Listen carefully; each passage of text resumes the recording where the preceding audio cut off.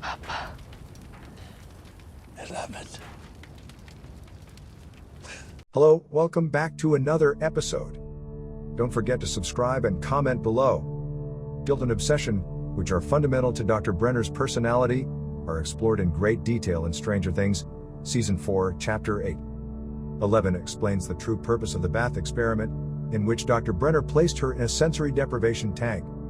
She had been under the impression that Brenner wanted her to help the National Intelligence Services identify Soviet spies, but in actuality, he was only interested in learning more about Henry Creel, also known as Vecna or 1, the facility's first subject. After a young Henry killed his mother and siblings, Brenner brought the youngster into his facility since he was aware of the boy's extraordinary abilities. Henry's father, who escaped the Fury, was blamed by the authorities and committed to Penhurst Mental Hospital, where he would spend the rest of his life rotting. Brenner accepted responsibility for not being able to care for Henry Creel when he entered the Upside Down during a battle with 11 in the year 1979. He felt bad since he thought he had neglected his responsibilities. Even after discovering that Henry was Vecna and had killed innocent people in Hawkins, his fascination persisted. Brenner never gave a thought to the safety of his fictitious children. He was interested in the outcome. He was determined that in order for them to reach their full potential, they would have to endure difficult and traumatic workouts. Dr. Owens takes 11 to the covert facility in Stranger Things Season 4 so she can regain her strength and give the other characters an equal chance to defeat the powerful Vecna. It's impossible. Nothing's impossible. She had been assured by Dr. Owens that the place wasn't jail and that she could go whenever she wanted. Brenner, though, saw a danger in unrestricted freedom.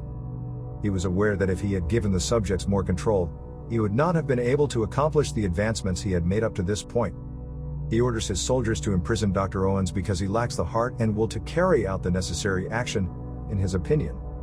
Even 11 was imprisoned by him, but his schemes were foiled by Lieutenant Colonel Jack Sullivan's unexpected intervention.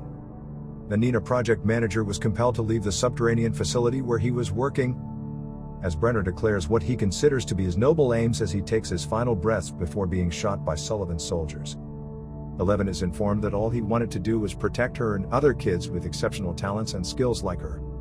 He begs for her approval in his signature soft-spoken, compassionate style, but 11 could not ignore his ugliness. Brenner was willing to go to any length, and he had the strange conviction that his heinous deeds were a necessary component of the charitable scheme that adhered to a standard of virtue.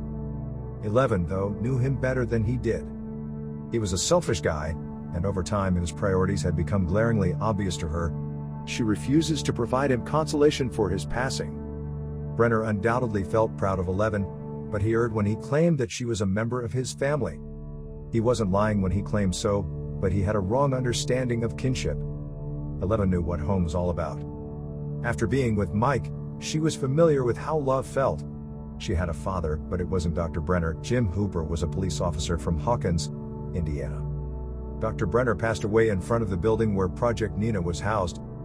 The doctor may have always felt that what he did was right, and he may have taken responsibility for Henry Creel entering the upside-down dimension, but what he didn't realize was that his passion had turned into an obsession the moment he allowed an innocent man to suffer for crimes he didn't commit, in order to further the psychic and telepathic abilities of the gifted human minds.